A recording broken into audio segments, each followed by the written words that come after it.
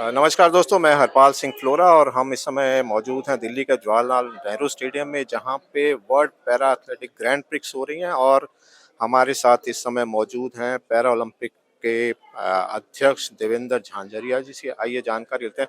Sir, क्या कैसे ये गेम, इतने बड़े गेम हो रहे हैं, पहले तो कितनी कंट्रीज और कितने प्लेयर्स पार्टिसिपेट कर रहे ये दिल्ली में ही क्या, ये इंडिया में वर्ल्ड ग्रांड प्रिक्स एथलेटिक्स की पैरा की पहली बार हो रही है। इसमें 280 खिलाड़ी पार्टिसिपेट कर रहे हैं और 20 कंट्रियां हैं। ये खेल अपने आप में बहुत बड़ा टूर्नामेंट है। इससे खिलाड़ियों की, जो नए खिलाड़ी हैं, उनकी क्लासिफिकेशन निर्धारित होगी कि इन खिलाड़ियों को कैटेगरी कौन सी दी जाए, कितने परसेंट इनकी दिव्यांगता है। वो इंटरनेशनल क्लासीफायर यहाँ आए हुए हैं। तो इसका सबसे बड़ा बेनिफिट है कि हम पहले दूसरे कंट्रियों में जाकर के क्लासिफिकेशन करवाते थे, खिलाड़ियों की कैटेगरी निर्धारित करवाते थे। अब ये इंडिया में ही करवाया हमने। और जो ये ओपनिंग सेरेमनी आप सबने देखा होगा, एक भव्य ओपनिंग सेरेमनी है। अब वो समय आ गया भारत दुनिया की लीडरशिप करे। उसी श्रेणी में अब इंडिया खेलने नहीं जाएगा, इंडिया खिलाएगा। तो हम 20 देशों को यहाँ टूर्नामेंट आयोजन किया है। भारत सरकार ने बहुत बड़ा सहयोग दिया है। मैं विशेष तौर पे थैंक यू बोलूँगा sports ministry, Khelo India, sports authority of India. और एक अच्छा आयोजन है। हैं? क्लासिफिकेशन आपने जैसे बताया, हम क्लासिफिकेशन की बात करें तो यहाँ पे ये डिसाइड होगा कि कौन सा खिलाड़ी किस कैटेगरी में जो है वो फिट बैठता है, वो क्लासिफिकेशन यहाँ पे हो पाएगा। हाँ, बिल्कुल वही होगा। पहले हमें बाहर जाना पड़ता था इसके लिए, अब ये इंडिया में होगा। और ये पर ईयर करवाएंगे, हम लोग ने डिसाइड किया पर ईयर होगा ये। तो पर ईयर खिलाड़ी जितने भी आएंगे हमारे, उनके क्लासिफिकेशन हमें इंडिया में ही हो जाएगा। तो ऐसे कितने खिलाड़ी थे जो इस क्लासिफिकेशन के लिए बाहर जाना पड़ता था, जिनको ऑब्वियसली बहुत पैसा खर्च होता हो? हाँ बिल्कुल, एक खिलाड़ी पे लगभग 3 लाख रुपए खर्च होते थे। और हमारे लगभग 70-80 खिलाड़ी जाते थे, तो बड़ा अमाउंट करोड़ों में था ये। अब इंडिया में उनका क्लासिफिकेशन होगा। तो इतने में तो यहाँ इवेंट ही हो जाएगा। हाँ, अच्छा है। देखिए, सोच आपकी अच्छी हो, आपको विजन बड़ा रखना पड़ेगा। तो आने वाले टाइम में हम, जैसे एलए है हमारा, लॉस एंजल्स में ओलंपिक है, हम उनकी तैयारी कर रहे हैं। हमारी टीम हम बढ़ा रहे हैं, अभी से लग गए हम लोग, पूरी प्लानिंग कर ली हमने। तो ये अच्छा है। तो ये प्रोग्राम ये कैसे बना, ग्रैंड प्रिक्स कैसे आया, कैसे, किसकी सोच थी? देखिए, ये ऐसा है कि हमारी जो बॉडी है पैरालंपिक कमेटी ऑफ इंडिया, हमने डिसाइड किया, जैसे हमारा मेडल टैली में हम अच्छे आए, हमने 29 मेडल जीता। तो हमने इंटरनेशनल बॉडी है उसको हमने रिक्वेस्ट डाला कि इंडिया अब टूर्नामेंट करवा सकता है, हमारी कैपेसिटी है। उससे पहले जैसे खेलो इंडिया पैरा गेम्स हुए थे, उसमें इंटरनेशनल डेलीगेशन को बुलाया हमने। उन्होंने बहुत सराहना की कि ये तो आप नेशनल नहीं है, तो आप तो इंटरनेशनल जैसा इवेंट करवाया, क्योंकि खेलो इंडिया बहुत शानदार होता है। तो उन्होंने देखा कि इंडिया होस्ट करवा सकता है, तो हमें मेजबानी दी। तो अभी ये दोबारा कैसे, आप कैसे लगता है कि हर बार आपको मिलेगा? हर बार इसलिए कह रहे हैं, हम अच्छा कंडक्ट कर रहे हैं टूर्नामेंट को, अच्छे हमारी टीम है, सपोर्ट है गवर्नमेंट का, इसलिए हर साल करवाएंगे। सरकार की तरफ से कैसी सपोर्ट है? 100%। बहुत ही फास्ट काम हो रहे हैं, तुरंत काम हो रहे हैं, कोई फाइल नहीं रुक रही है। और मुझे खुशी है एक एथलीट के तौर पे, क्योंकि मेरी पहचान एक एथलीट के तौर पे है। खुशी होती है जब देश में एक अच्छा खिलाड़ियों के लिए काम हो रहा है। ये तो चलिए, 3 दिन इवेंट होगा, हम लास्ट डे फिर से आपका इंटरव्यू करेंगे, फिर समझने की कोशिश करेंगे क्या कमी पेशी रहेगी, क्योंकि इम्प्रूवमेंट की संभावना तो हमेशा रहती है। और जैसा कि आप कह रहे हैं कि आप हर साल इसको करवाना चाह रहे हैं, तो ऑब्वियस है कि हमें वो कमियां पेशियां देखनी पड़ेंगी जो आगे हम रिपीट नहीं करें। लेकिन हम बात करेंगे पिछले कुछ समय से जो है वो पैरा ओलंपिक्स और पैरा गेम्स जो है वो बड़ी तेजी से उभर के अचानक से एकदम बढ़ी हैं। क्या कारण है कि एकदम से ये सारी लाइमलाइट में आने लगी? देखिए, माननीय प्रधानमंत्री जी का support, target Olympic podium scheme, top scheme बहुत बड़ी है, उससे बहुत बड़ा बेनिफिट मिला है। मैं खुद टॉप स्कीम में 7-8 साल रहा हूँ, मुझे पता है उनका कितना बेनिफिट होता है। खिलाड़ी को फ्रीडम दी। टॉप्स में खिलाड़ी चाहे कहीं ट्रेनिंग करे, चाहे इंडिया में करे, बाहर करे, अपने हिसाब से वो कोच ले सकता है, अपने हिसाब से वो फिजियो ले सकता है। और इवन यहाँ तक कि उनके भारत सरकार ने उनका ख्याल रखा, उनके घर वालों का भी रखा है।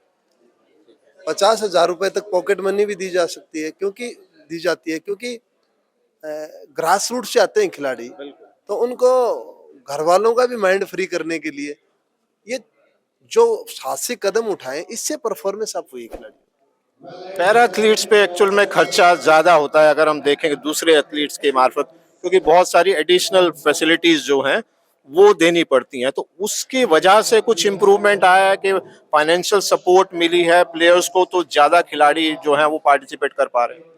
बिल्कुल, देखिए हमारे खिलाड़ियों को जैसे अर्जुन अवार्ड मिले, 34 अर्जुन अवार्ड में 18 अर्जुन अवार्ड पैरा खिलाड़ियों को मिला। बहुत बड़ी बात है ये प्रोत्साहन है। हमारे खिलाड़ियों को व्हीलचेयर की भी जरूरत पड़ती है, हमारे खिलाड़ियों को एस्कॉर्ट की भी जरूरत पड़ती है, बहुत अलग अलग जरूरत पड़ती है, लेकिन सबको भारत सरकार सबका ध्यान रखती है। इसीलिए 30 साल में हमने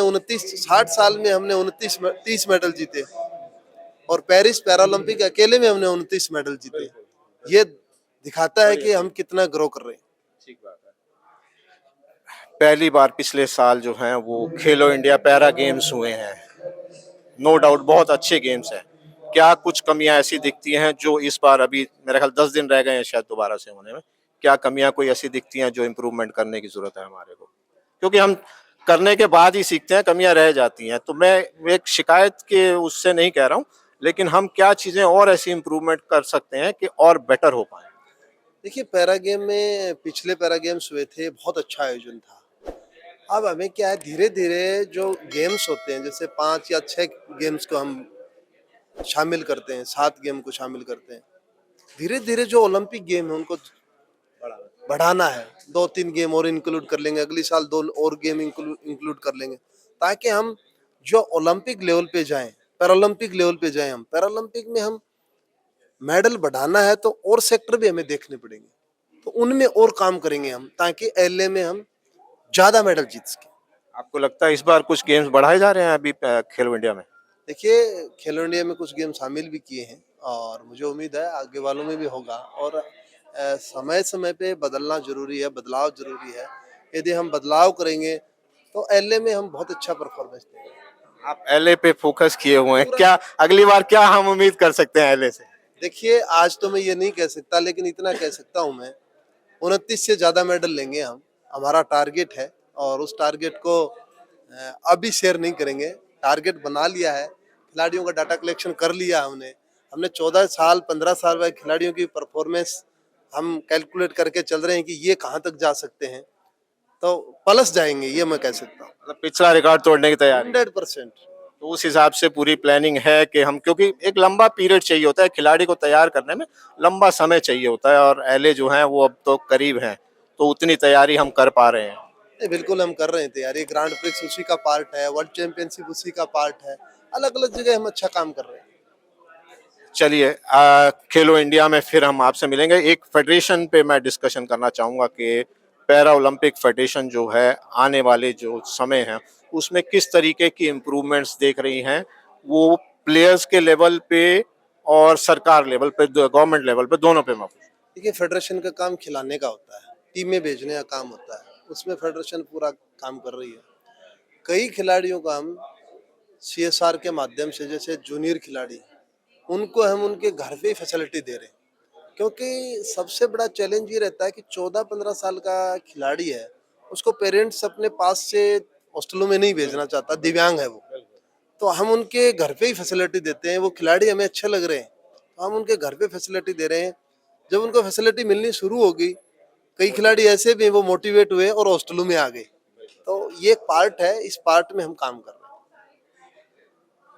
जो बहुत सारे लोग, बहुत सारे दिव्यांग हैं, जो अभी भी पेरेंट्स जो हैं वो बच्चों को नहीं भेज रहे हैं, पार्टिसिपेट स्पोर्ट्स में नहीं करवा पा रहे, क्योंकि स्पोर्ट्स में आने से एक कॉन्फिडेंस लेवल बढ़ता है, आप मेन स्ट्रीम में जो है वो आने में आपको आसानी होती है।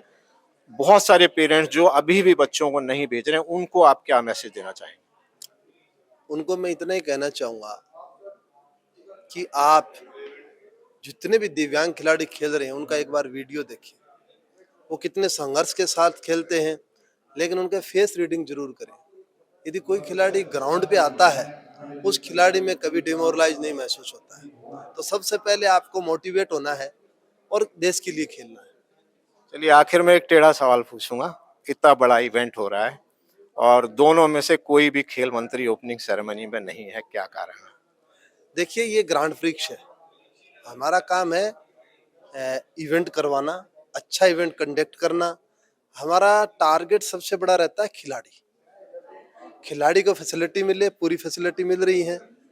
और मैं इतना कहना चाहता हूं कि मैं एक खिलाड़ी हूं, आपको 100% ट्रैक पे देना है, बेस्ट ट्रैक पे देना है। वहाँ ट्रैक पे आप टेक्निकल दिक्कत ना आए, वहाँ बेस्ट से बेस्ट करेंगे। आज आप भी शायद इंटरनेशनल डेलीगेशन से मिले हैं, सब ने ये कहा है कि ऐसा टूर्नामेंट ग्रांड प्रिक्स पहली बार देख रहे हैं हम, ये बहुत बड़ी बात है। लेकिन दोनों खेल मंत्री ने अवॉइड किया, क्या उससे इसकी जो वैल्यू है आपको लगता नहीं है कि कहीं कमी रह गई? नहीं नहीं, कोई कमी नहीं होती इसमें। स्पोर्ट्स सेक्रेटरी पूरा सरकार आई हुई है, तो ये पार्ट है। और अच्छा मानते हैं हम, खिलाड़ियों की फैसिलिटी के लिए हम हमेशा काम करते हैं। खिलाड़ी हमारा हीरो है। चलिए हमारी बहुत बहुत शुभकामनाएं और हम भी उम्मीद करेंगे कि आने वाले 3 दिनों में बहुत शानदार इंतजाम हो, स्मूथ टूर्नामेंट हो, किसी तरीके की समस्या नहीं हो और इंटरनेशनल डेलीगेशन जो है वो भी उसको एंजॉय कर पाए कि आने वाले दिनों में ग्रैंड प्रिक्स जो है वो ज़्यादा से ज़्यादा भारत में हो और हमारे देश के खिलाड़ियों को जो है वो मौका मिले एक्सपोजर का, यहाँ पे ज़्यादा खर्चा नहीं हो और ज़्यादा से ज़्यादा खिलाड़ी इसमें पार्टिसिपेट करें। हमारे साथ जुड़ने के लिए बहुत बहुत शुक्रिया, धन्यवाद।